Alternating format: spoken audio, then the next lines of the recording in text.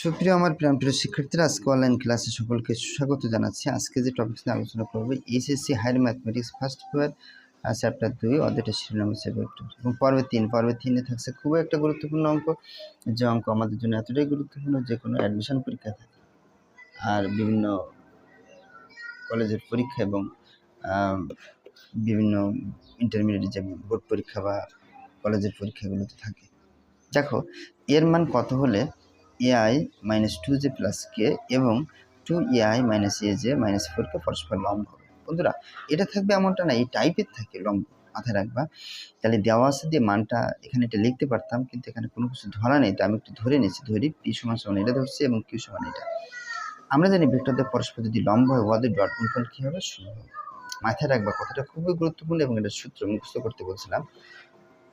যেহেতু P R Q ধরে নিচ্ছে, এই জন্য এটা একটু 0 লিখছি সূত্রে, বা লিখলাম পির মানটা বসাতো। পির মান কত? ai মাইনাস 2j যোগ কে, আর কিউর মান কত? 2ai মাইনাস aj মাইনাস 4কে সমান সমান 0। বন্ধুরা, এখানে একটা মজার ব্যাপার আছে। মজার ব্যাপার হচ্ছে এটা, ভেক্টর যদি কখনো লম্ব বের করতে পারে, এখানে কিন্তু একক ভেক্টর কথা নেই, জাস্ট লম্ব যদি বের করতে বলে, এইটুকু যদি আমরা লম্ব ভেক্টর হলে ডট গুণফল এখানে লেখা আছে না, ডট গুণফল করব, মানে ডট গুণ করব, করার পরে লম্ব লেখা থাকলে এর উত্তরটা 0 হওয়ার কথা। তাহলে আমরা বুঝবো আমাদের প্রমাণটা অর্থাৎ সূত্রের যে নিয়ম সেটা ঠিক আছে।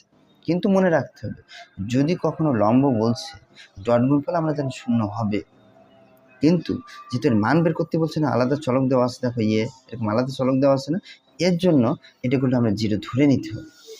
বুঝতে পারছো?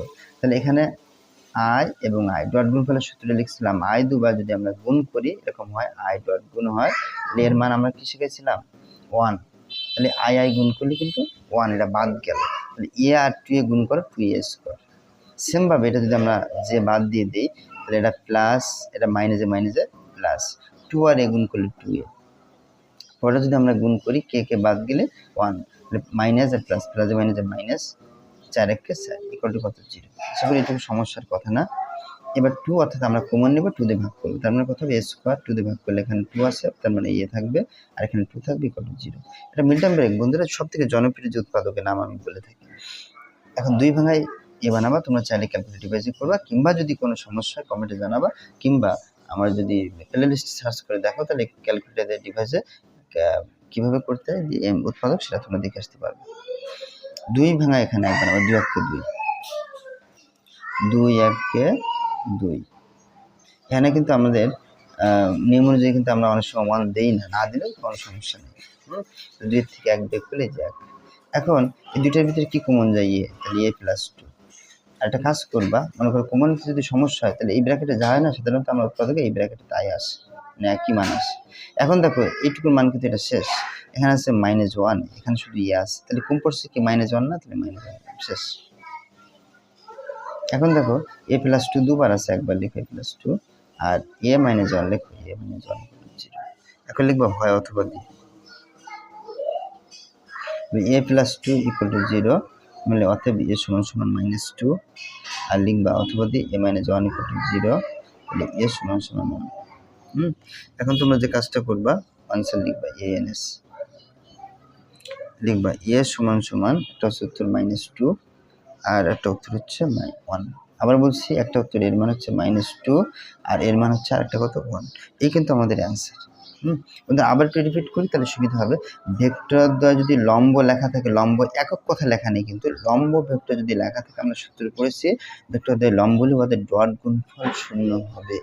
কিন্তু মাথায় রাখবা, এই যে আই যেটা আছে না, আই জে কে, এর সাথে যদি অন্য কোনো চলক থাকে, এ বি সি যে কোনো চলক সংখ্যা বাদে যদি থাকে, সেক্ষেত্রে ডট গুণফল ইকুয়ালটা আমরা 0 ধরে নেব। আর যদি ওইটা না থাকে, তাহলে এইটুকু যখন আমরা ডট গুণ করবো, শুধুমাত্র এইটুকু পি ডট কিউ, এটা করার পরে যে উত্তর আসবে তার উত্তর এইটা না, এসে উত্তর হবে কত? 0। আশা করি বুঝতে পারছো। আবার বলছি, এখানে যদি কখনো তোমার কোনো আলাদা চলক না থাকে, তাহলে সেক্ষেত্রে এর যে উত্তর হবে তার নাম হলো 0, আর চলক থাকলে ইকুয়াল টু 0 ধরে নিবা, জাস্ট এইটুকু। এটা এবার অঙ্কটা বন্ধু থাকবে যে কোনো জায়গায়। তাই এই টাইপের অঙ্কগুলো যদি থাকবে তোমরা মনোযোগ সহকারে ভিডিও দেখবে। এই ছিল বন্ধুরা আজকের ভিডিও যদি বিন্দুমাত্র উপকার আসে, কাজে লেগে থাকে লাইক কমেন্ট শেয়ার করতে ভুলবেন, সাবস্ক্রাইব করবেন। ধন্যবাদ সবাইকে।